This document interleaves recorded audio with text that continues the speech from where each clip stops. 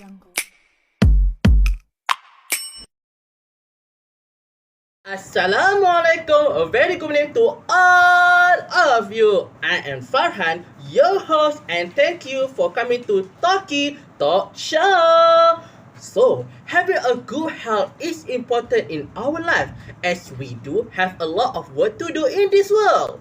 According to the MOH Ministry of Health Malaysia, more than 40% of lower respiratory effects, diabetes, and kidney dysfunction cause death in Malaysia. Scary indeed. Hence, without wasting our time, please welcome Dr. Nana from Hospital Selayang and Mrs. Nurin from the Ministry of Health Malaysia to grant more about this issue. My first question for Dr. Nana is what kind of food we should consume to prevent disease? Thank you, Farhan. Hi, I'm Dr. Nana. I am the head of cardiothoracic surgeon from Hospital Sejahtera. Regarding the question from Farhan, the food that we should consume is the food that contain high level of fiber, vitamin D, and vitamin A. We must avoid junk food, carbonated drinks, and processed food to prevent us from getting a heart disease such as myocardial infarction and heart attacks. Great explanation from Dr. Nana. Thank you for the input. Now, I want to ask Mrs. Nurin, why should we educate the adults to get enough rest and sleep? That's a great question, Farhan. Hi, I'm Ms. Nurin and I'm officer from Ministry of Health Malaysia MOH. Thank you, Farhan, for inviting me to the show. Normal adults should sleep at least 8 hours per day. Getting enough sleep helps our brain and body function properly on the next day. In addition, getting enough sleep also reduces high chance of getting heart disease, diabetes, and obesity. That's all for me. Thank you. Thank you for your informative answer, Mrs. Nurin. Perhaps I want to ask Mrs. Nurin about Sustainable Development Goals, or also known as SDG. One of the goals is good health and well-being, which is related to our discussion today. So, what's the MOH plan to achieve this goal? Sustainable development depends on encouraging well-being at all ages and ensuring healthy lives.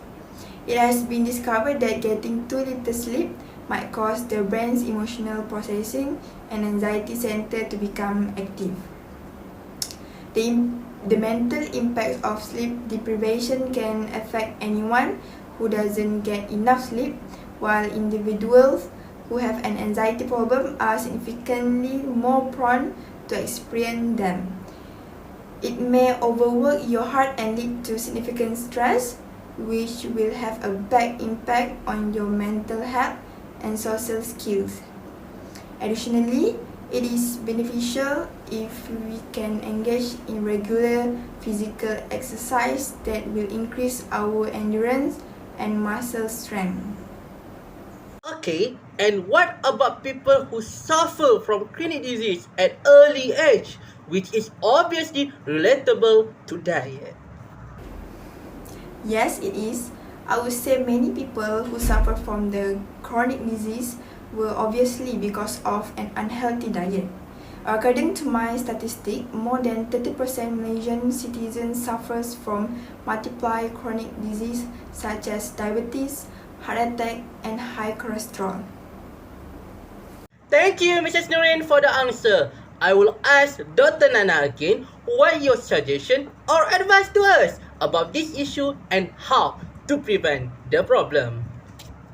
As more information becomes available, we will include obesity prevention, techniques, and resources. Make your food and drink choice such as whole grains, fruits, vegetables, healthy fats, and source of protein. In addition, we should avoid drinking sugary drinks and eating unhealthy meals such as refined grains and sweet, red meat, cheese meat. However, we also need to engage in exercise in addition to making healthy eating choices. For instance, attending our indoor working program, going for a stroll, riding a bike, or running, choosing the stair over the elevator, etc. Last question for today to both of you. Can both of you give your final say about our discussion today? Honestly, I feel very happy to share something new and knowledgeable with all the audience on the show. I hope what I have mentioned just now will be practiced by all people out there, and finally, I am hoping that it will create awareness to all Malaysian citizens about it in order to avoid from getting higher chance chronic disease. Thank you. As for me, I feel very pleased and highly appreciated to be invited in this show. I hope every single people in this show gains something from this show, and do not forget to practice healthy life in your life.